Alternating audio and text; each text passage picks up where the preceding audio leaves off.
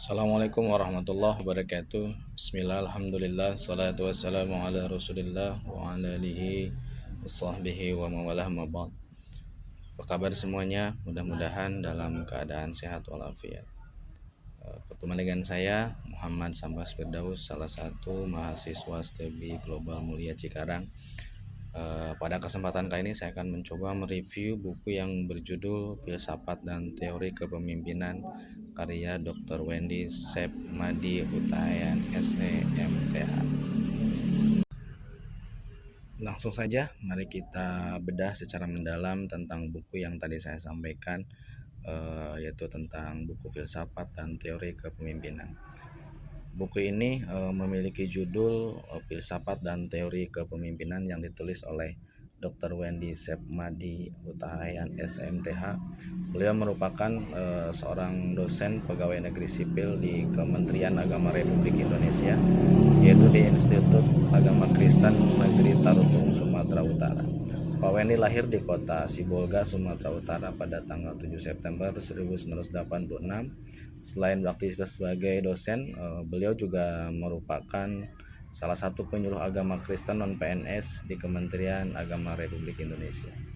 Selain buku ini, beliau juga banyak mengeluarkan karya-karya yang ditulis, diantaranya itu buku yang berjudul Kepemimpinan Masa Kini, Manajemen Kristen, Kepemimpinan dan dalam Perjanjian Baru, Dasar Manajemen, dan lain sebagainya.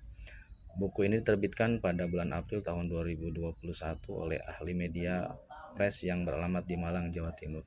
Buku ini terdiri dari 123 halaman. Secara umum, buku Filsafat dan Teori Kepemimpinan karya Dr. Wendy ini mengupas tentang konsep kepemimpinan berdasarkan pendekatan filosofis dan teologis. Buku ini membahas secara mendalam tentang prinsip-prinsip kepemimpinan dalam berbagai konteks, terutama dalam ranah agama Kristen dengan menyoroti nilai-nilai etika, spiritualitas, dan tanggung jawab moral seorang pemimpin. Secara terperinci, buku ini menjelaskan tentang berbagai macam hal, yaitu beberapa poin penting diantaranya itu tentang yang pertama, dasar filosofis kepemimpinan, di mana membahas tentang bagaimana filosofi menjadi landasan dalam pengambilan keputusan dan gaya kepemimpinan. Beberapa filosofi diantaranya yaitu filsafat etika, di mana menekankan pentingnya moralitas dan integritas dalam setiap keputusan kepemimpinan. Yang kedua yaitu humanisme, yaitu memprioritaskan kemanusiaan, empati, dan hubungan antar individu. Yang ketiga yaitu kepemimpinan transformasional, di mana fokus pada visi untuk memotivasi dan menginspirasi perubahan positif. Yang keempat, nilai spiritual, di mana integrasi keimanan dan kepemimpinan untuk menciptakan pemimpin yang bertanggung jawab dan bermakna.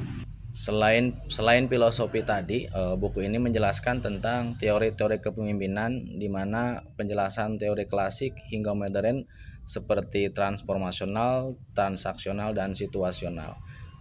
Di antaranya itu tentang teori kepemimpinan klasik, contohnya meliputi pendekatan otoriter, demokratis, dan lain sebagainya.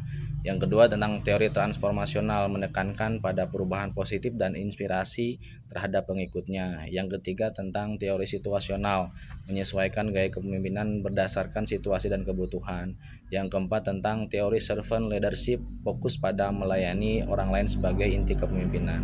Yang kelima tentang teori kepemimpinan etis, yaitu mengutamakan moralitas dan integritas dalam pengambilan keputusan. Nah, selain filosofi dan teori kepemimpinan, poin ketiga yang menjadi nilai penting pada buku ini adalah bagaimana kepemimpinan dan nilai spiritualitas, relevansi moralitas, etika, dan iman dalam kepemimpinan, khususnya dalam konteks pendidikan Kristen. Yang keempat yaitu penerapan praktis, di mana strategi memimpin dengan integritas dan tanggung jawab. Buku Filsafat dan Teori Kepemimpinan ini mempunyai kelebihan yang pertama yaitu pendekatan filosofi dan teoritis yang kuat, sehingga buku ini mengintegrasikan filsafat mendalam dengan teori kepemimpinan modern dan klasik.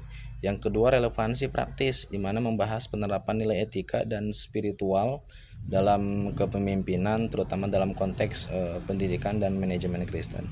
Yang ketiga yaitu bahasa yang sistematis. Penyampaian materi dilakukan dengan runtut sehingga mudah dipahami baik oleh akademisi maupun praktisi. Dan yang keempat, cakupannya cukup luas, di mana membahas beragam gaya kepemimpinan dan konsep-konsep moral yang relevan. Selain kelebihan tadi yang saya sampaikan tentang buku ini, sebenarnya buku ini menurut saya juga mempunyai kekurangan.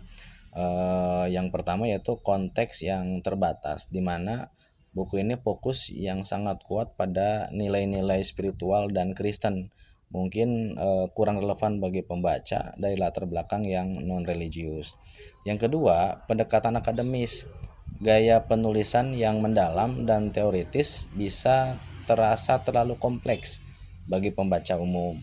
Yang ketiga, kurangnya studi kasus praktis, di mana ada keterbatasan dalam memberikan contoh yang nyata dari penerapan teori dalam berbagai konteks kepemimpinan. Ini menurut saya tiga kekurangan buku ini yang memang perbandingan atau salah satu kekurangan selain kelebihan-kelebihan tadi yang saya sampaikan. Secara keseluruhan, kesimpulannya buku tentang filsafat dan teori kepemimpinan karya Pak Wendy Sepmadi ini, buku ini cukup bagus sebenarnya, sebuah karya yang sangat mendalam, mengintegrasikan konsep filosofis dan teori kepemimpinan dengan nilai-nilai etika dan spiritual. Pendekatannya relevan terutama bagi pemimpin dalam konteks pendidikan atau organisasi berbasis iman, sehingga buku ini memberikan panduan yang berharga bagi akademisi dan praktisi untuk memahami pentingnya kepemimpinan yang bertanggung jawab, berintegritas, dan berlandaskan moralitas. Demikian review tentang buku Filsafat dan Teori Kepemimpinan karya Pak Wendy Sepmadi ini. Kurang lebihnya mohon maaf. Apa yang saya sampaikan itu hanya sebatas pemahaman saya pribadi. Kurang lebihnya mohon maaf. Saya Heri. Assalamualaikum warahmatullahi wabarakatuh.